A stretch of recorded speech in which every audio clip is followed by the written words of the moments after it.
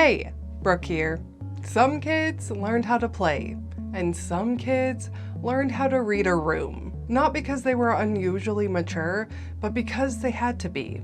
They became the calm one, the responsible one, the one that no one had to worry about. And somewhere along the way, that got labeled as a compliment. You're so mature for your age. But what if it wasn't maturity at all?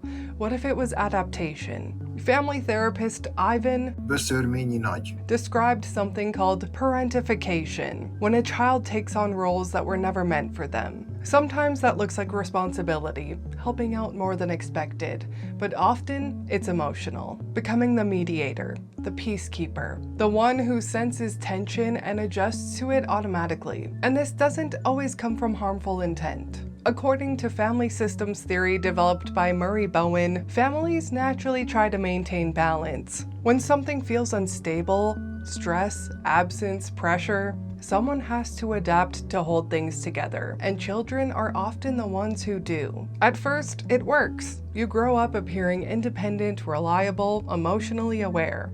People trust you, they lean on you, but underneath, that is often constant awareness of other people's emotions, a habit of scanning for shifts in tone, mood, tension, and adjusting yourself accordingly. Attachment researcher John Bowlby explained this through attachment theory. When stability feels uncertain, children become hyper-attuned to others as a way to maintain connection and safety. Over time, that awareness doesn't switch off. It becomes part of how you think, relate, and how you move through the world. So you notice everything. You replay conversations, overanalyze small moments, and rest doesn't come easy, because when your environment once required constant awareness, doing nothing doesn't feel relaxing. It feels like something is being missed. Psychoanalyst Donald Winnicott described this as the development of a false self, a version of you shaped around expectations, the part of you that learns to be calm, capable, and undemanding, while your more natural needs and emotions get pushed aside. And over time, that becomes your default. You become hyper-independent. You become the person everyone can count on. But when you're always the one holding everything together, you don't really learn what it feels like to be supported. And that shows up later. You struggle to ask for help. You feel guilty resting. In relationships, you may always be the one that gives more than you receive. Not because you don't deserve more, but because giving is what feels familiar. What's most interesting is this often doesn't feel like something that happened to you. It just feels like who you are and who you've always been. But it isn't.